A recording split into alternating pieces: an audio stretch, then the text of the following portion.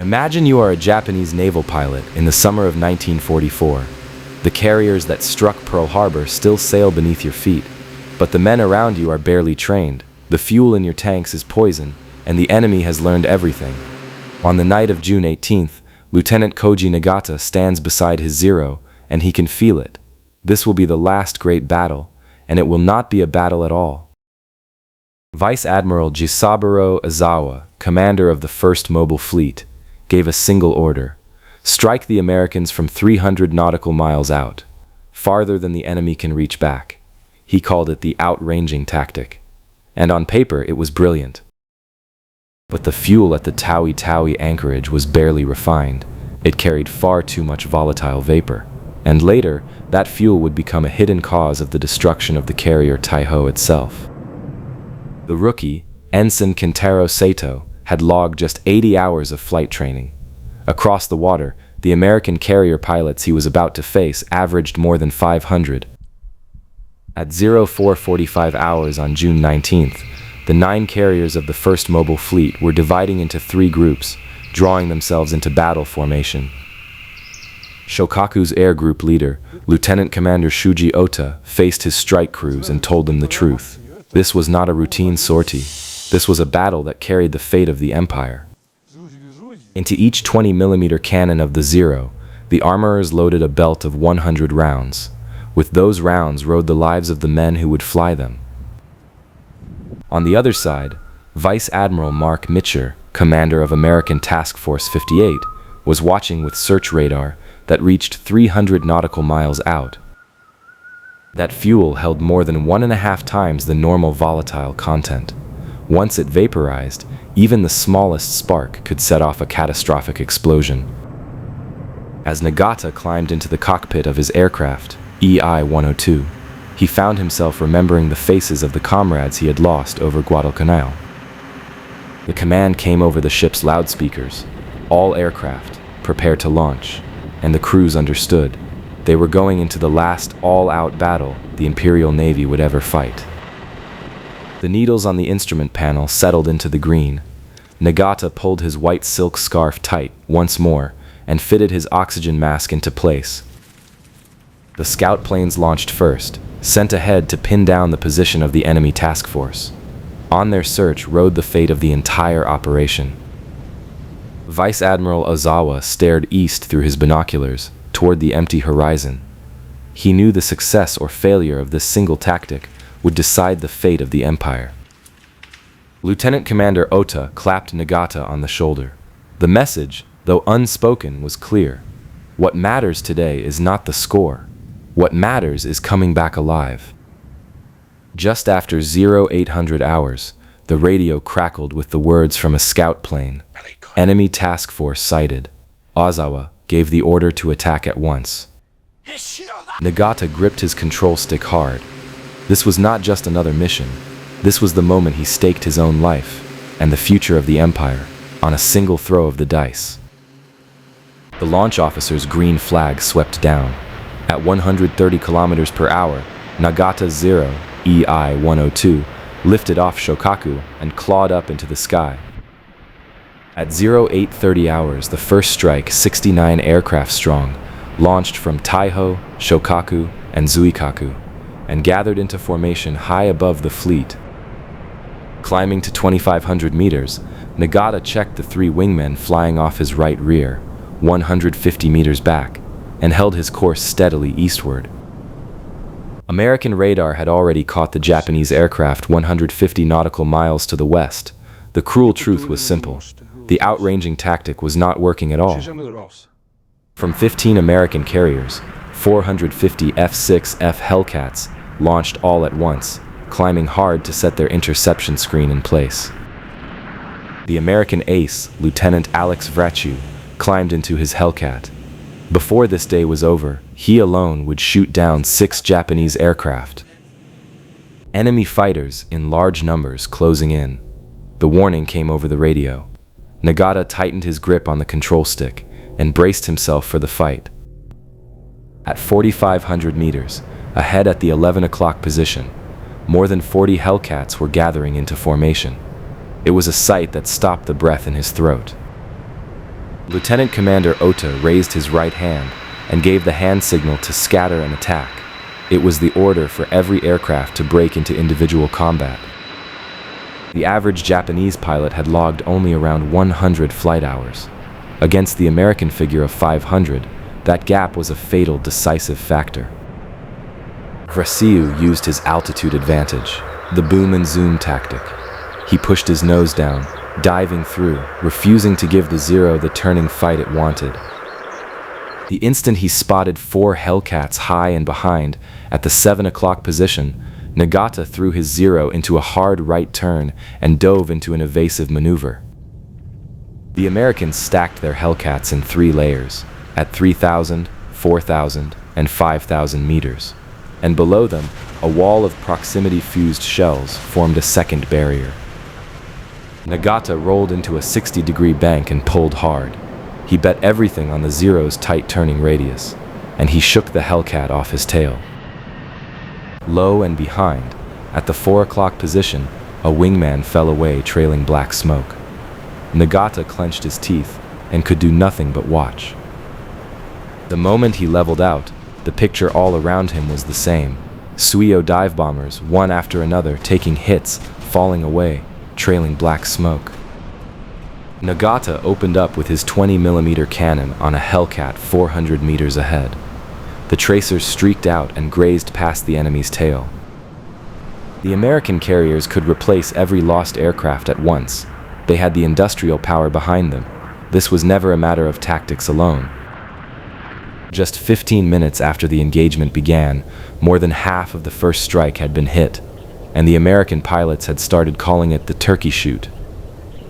At 10:35 hours, the American ace Lieutenant Vrasiu fixed 3 Japanese aircraft in his sights, and he began running up a single-day score of 6 confirmed kills. From 250 meters, 6 50 caliber machine guns fired as one. The Suio dive bomber snapped its wing spar and broke apart in the air. What Nagata was watching was not just a defeat, it is reasonable to see it as something larger. The moment the end of Imperial Japanese naval aviation itself was being announced, the VT Fuze was a proximity-fuzed design. It raised the hit rate to 4 times that of conventional shells. It was a secret weapon, and it accelerated the slaughter of the Japanese aircraft. With 2 Hellcats 600 meters off his tail, Nagata pulled into a hard left turn and bet everything, once again on the Zero's tight turning radius.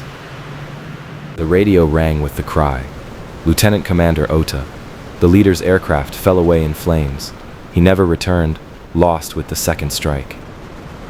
Nagata clenched his teeth and turned to fight back.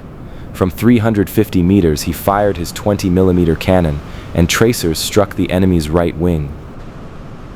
The Hellcat broke off, trailing white smoke from its wing, but the F-6F's rugged armor protection had saved it from a fatal blow.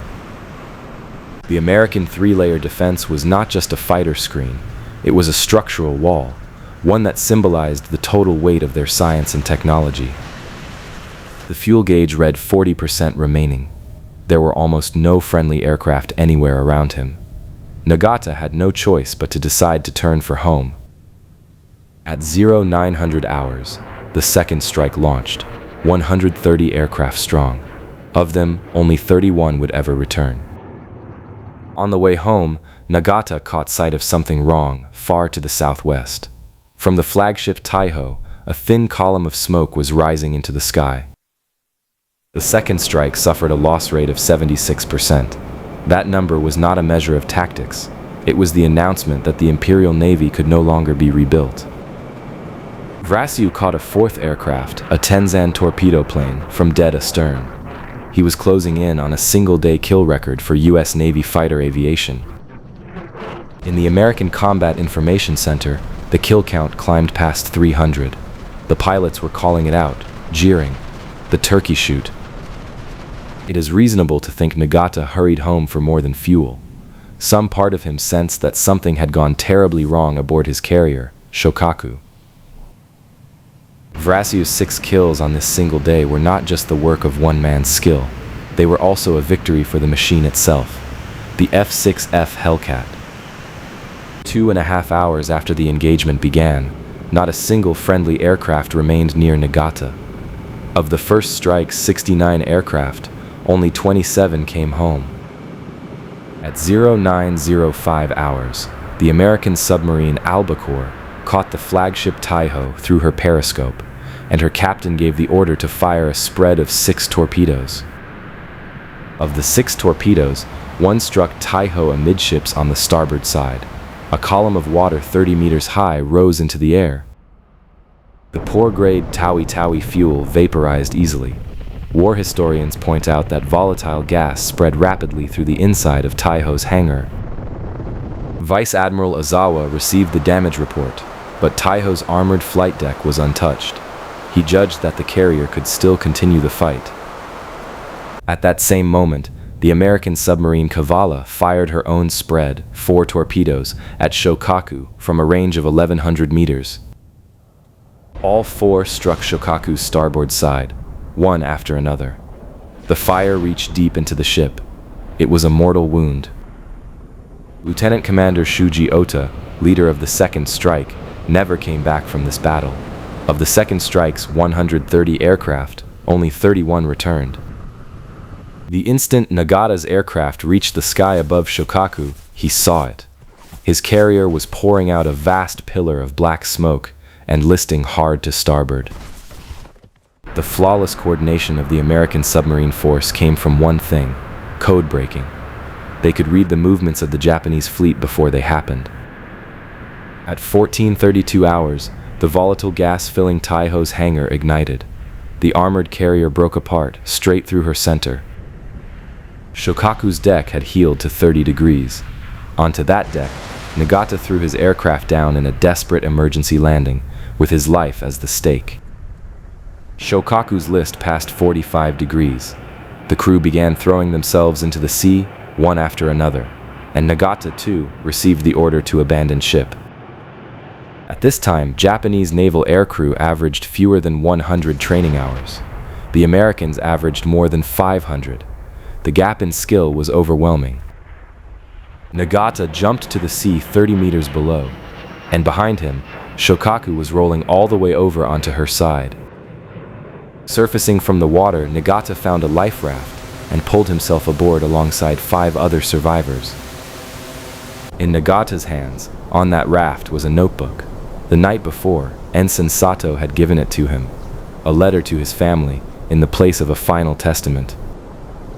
In the single day of June 19th, the Japanese side lost 2 carriers and roughly 221 aircraft.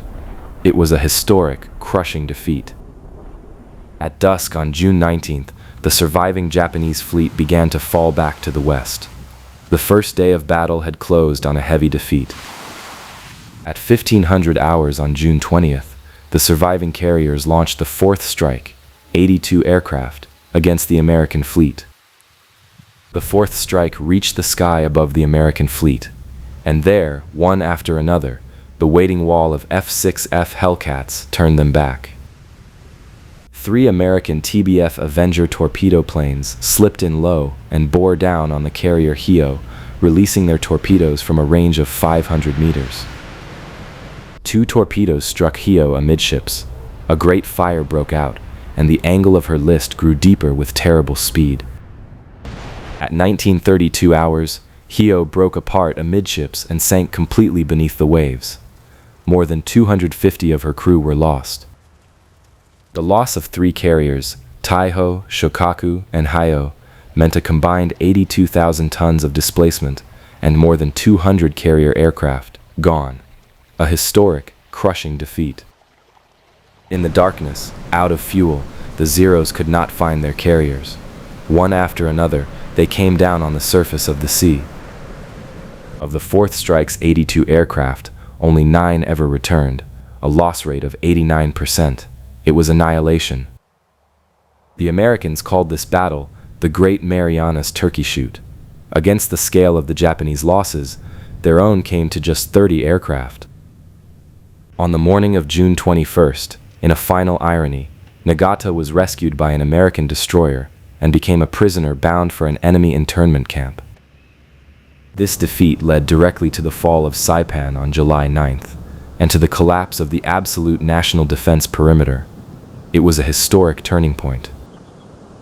The records show that Vice Admiral Ozawa sent a single signal to Combined Fleet Headquarters. The mobile force can no longer be restored. In the wake of the fall of Saipan, the cabinet of Hideki Tojo resigned in full on July 18th. The wartime government itself had begun to shake.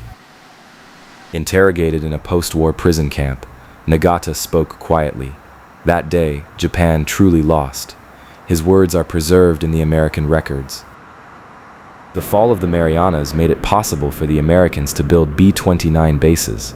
It opened the road to the bombing of the Japanese home islands, a strategic, crushing defeat. Even 30 years after the war, on every June 19th, the old soldiers of the Veterans Association went on laying flowers at the grave of Lieutenant Nagata. The rising sun of June 19, 1944, lit the last sortie of the Imperial Navy's carrier force, and the sun that climbed that morning would never rise the same way again. If the veteran air crews had not run dry, if the quality of the fuel had been secured, would the course of the war have changed at all, or was the outcome already written?